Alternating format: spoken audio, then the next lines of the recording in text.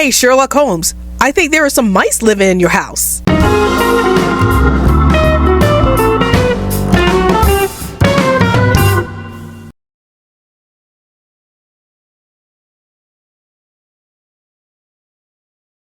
Caution.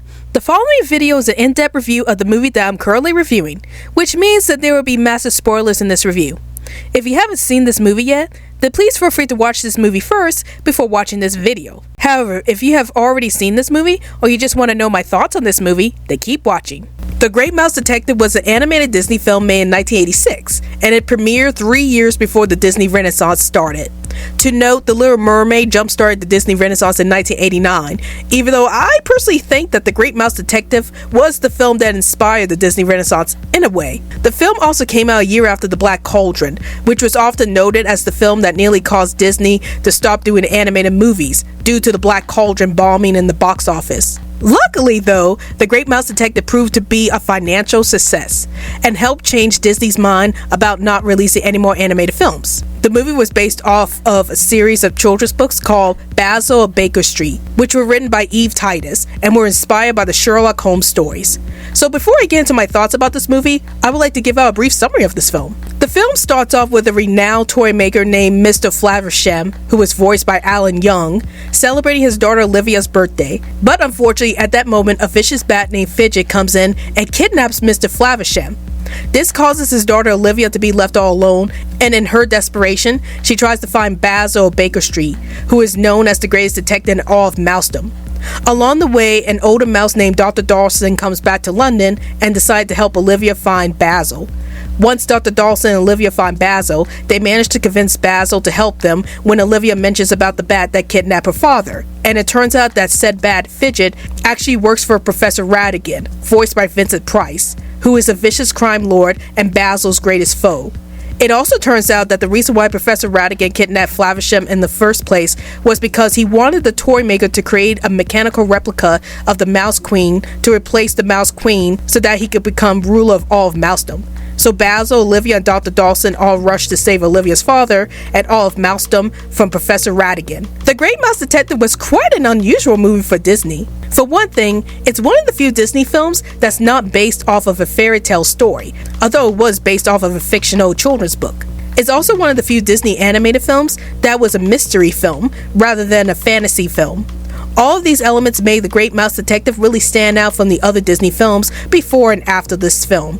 Now let's talk about what I liked about this film. So the first thing that I liked about this film were the characters. All of the characters were very entertaining to watch, but the main characters that I liked the most were Basil, Olivia, Dr. Dawson, and Professor Ratigan. Let's talk about Basil first. Basil was a pretty interesting hero for a Disney film. Not only is he meant to be a mouse version of Sherlock Holmes, but his personality is very different from your average Disney hero. For one thing, Basil has a very standoffish personality, and when we first meet him, he's very rude and dismissive towards both Olivia and Dr. Dawson, something that you normally wouldn't see in a heroic character in a film.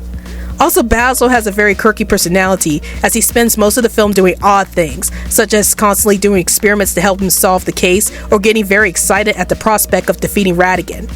But despite all of this, Basil does go through some character development throughout the film. Basil starts off the film being dismissive towards both Olivia and Dawson, but as the film progresses, Basil starts to become more caring towards both Olivia and Dawson, to the point where he risks his own life to save them from dangerous situations. All of these aspects of Basil's character really made Basil stand out from the other heroes in fiction.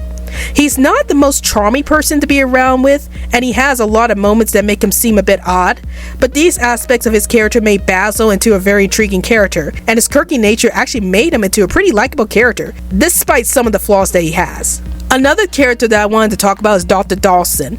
Just like how Basil is essentially a mouse version of Sherlock Holmes, Dawson is the Watson in this universe. Unlike Basil, who is quirky and has a bit of a mean streak in his personality, Dawson is much more polite towards everyone, especially towards Olivia, and is a bit more down to earth when it comes to resolving the problems that arise in the plot of the film.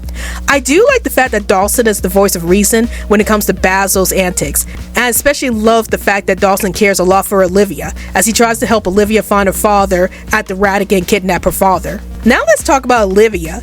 Olivia is the young mouse girl in the film whose father was kidnapped by Ratigan, and I really liked her character. Olivia is shown as being very innocent and sweet throughout the film, and I really liked her interactions with both Basil and Dawson.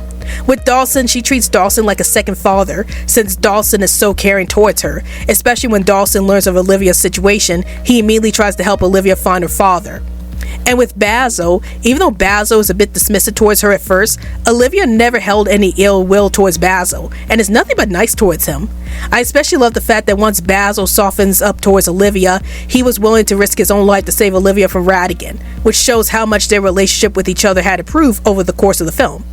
I also love that despite the fact that Olivia is a young girl who doesn't have much physical power, she is still a brave character who was willing to stand up against Ratigan, even though Ratigan had pretty much kidnapped her and threatens her life a few times throughout the film. And finally, let's talk about the main antagonist of the film, Professor Ratigan. Just like how Basil is the Sherlock Holmes of this universe, Professor Ratigan is the Professor Moriarty of this universe. Professor Ratigan was probably the best character in the film for me. He was such an interesting villain because he puts on a polite exterior towards people, but he's actually a sadistic monster who has no problems killing other characters to reach his own goals. This is in sharp contrast to Basil, the hero of the film, who was shown as being rude and dismissive towards anyone he met. But once Basil starts getting closer towards both Dawson and Olivia, he becomes a much more heroic character and does everything he can to save the people that he cares about. What I really liked about Ratigan himself is that he is able to balance between being a humorous and hammy character while being terrifying at the same time. Probably the most memorable moment for me in regards to Ratigan was towards the end of the movie, where Ratigan had his plans to replace the Mouse Queen foil by Basil, and he ended up dropping his polite persona and transforms into a terrifying and feral rat who wants nothing more than to murder Basil in cold blood. This moment in the film really shocked me because even though we, the audience, already know that Ratigan is a sadistic villain, him turning to a feral rat and viciously attacking Basil in an extremely violent way was something that I never would have expected to see in a children's film. But what really brought Ratigan's character to life was the vocal talents of the late Vincent Price. It has been said that Ratigan was Vincent Price's favorite role, and it really shows in how he portrays Ratigan throughout the film. Vincent Price gave such a hammy performance as Ratigan that his vocal performance really made Ratigan stand out as a character, and I really love the way that Vincent Price was able to balance the bombastic and frightening nature of Ratigan's character so well. Honestly, I always felt that Ratigan is one of the most underrated Disney villains ever, and it's a shame that he doesn't get enough recognition for his portrayal in the film. Another character that I briefly wanted to talk about is Ratigan's minion, Fidget the Bat. Fidget the Bat was a pretty interesting character to me. Not only was he the comic relief in the film, but like Ratigan, he has shown moments where he could be quite threatening towards the protagonist. The scenes where Fidget the Bat kidnaps Olivia's father, and when he eventually kidnaps Olivia, were very effective jump scares, and they were the most frightening moments in the entire film. Those moments show just how effective Fidget is at his job, despite having some bumbling moments, and they really made me love Fidget as a character. I also want to briefly mention Ratigan's pet cat, Felicia. Man, Ratigan sure has a lot of interesting minions. Anyway, despite the fact that Felicia looks like a regular house cat, she is easily one of the most terrifying characters in the entire movie. She is huge compared to the mouse characters, and she spends most of the film eating up mice that angers Ratigan. I always found the scenes featuring Felicia to be really intense and a bit creepy due to her eating up some of the characters in the film. Another thing that I liked about this film was the mystery setting. Now, I am a huge fan of the mystery genre, especially in films and TV shows. So when I found out that Disney made a film that was based off of mystery novels, of course I was interested in checking this film out. Even though the film revealed that Ratigan was responsible for the kidnapping of Olivia's father early on in the film, the main mystery of the film is trying to figure out what Ratigan's plans are, and why he kidnapped Olivia's father in the first place. The film does a pretty good job at keeping the audience in suspense about what the true nature of Ratigan's plans are, and how he will implement that plan. Also, the fact that this film is in a mystery setting instead of a fairy tale setting made this film stand apart from other Disney films at the time. At the time, most Disney films were set in fairy tale settings, and the mystery setting for this film made this film a bit more realistic and grounded. There are no supernatural beings in this film, and instead of having an evil sorcerer threatening the heroes, we have an evil crime lord who delights in murdering people who get in the way of his goals. This aspect of Ratigan's character makes Ratigan even more unnerving as a villain alongside other Disney villains, who are also portrayed much more realistically, like Frollo from The Hunchback of Notre Dame. Another thing that I liked about this movie were the designs of the characters. The scratchy look of these characters contrasted heavily with the more glowing and smooth animations that dominated the later animated Disney films, starting with The Little Mermaid. It lends itself well to the darker look of the setting, and I also love the characters' expressions as they were very expressive. And I always get a chuckle out of the characters' over-the-top expressions, especially Basil's and Ratigan's expressions. Probably my favorite character design is of Ratigan himself, as he is the largest rat character in the film, and his design has a nice balance between being humorous and terrifying looking at the same time. Now, if there was an issue that I have with this film, it was that I felt that some of the characters weren't fully developed in this film. This film is a bit short in runtime, so some parts of the story weren't fully explored into. One of the things I wish that the film explored a bit more was the relationship between Basil and Ratigan. It is established that Ratigan and Basil are enemies towards each other, and Basil has been trying to capture Ratigan for his crimes for years. However, the film never really delved deep into Ratigan and Basil's relationship with each other, and how long they have known each other, and how they became bitter enemies. Also, even though Olivia's father plays a crucial role to Ratigan's plans, which is creating a robotic duplicate of the Mouse Queen so that Ratigan can use it to take over all of Mousedom, he barely had any screen time since he spends most of the film being kidnapped by Ratigan. The Great Mouse Detective is rated G, but with that being said, there are some violent and frightening scenes throughout the film. For one thing, we have scenes with Fidget the Bat providing some effective jump scares as he kidnaps some of the characters in the film, in a frightening way. Then we have scenes of Felicia the cat eating some of the characters, which can be scary for younger viewers. And last but definitely not least, there's Basil's fight against Ratigan, which is surprisingly violent for a children's movie. We get to see Ratigan, now filled with rage due to his plans coming apart, beating up Basil rather violently, and that can be downright terrifying for some viewers. Overall, I give The Great Mouse Detective a score of a 9.8 out of 10. Even though I wish that the film had explored the characters a bit more, I absolutely love this film. The mystery setting really made this film stand out from the other Disney films, and the characters were fantastic, as they were very interesting, especially the main antagonist Ratigan himself. I've always believed that The Great Mouse Detective was a vastly underrated Disney film, and that it deserved more attention than it ever got. So if you are interested in checking out a Disney film that has an unforgettable villain and a very unique premise, then I highly recommend The Great Mouse Detective.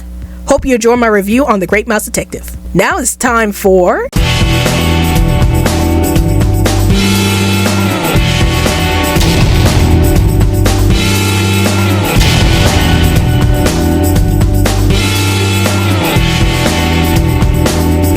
So if you like The Great Mouse Detective, then I highly recommend Disney's The Hunchback of Notre Dame. It's another Disney film that takes place in a realistic setting and also has a villain who is Judge Claude Frollo, who is portrayed much more realistically than other Disney villains.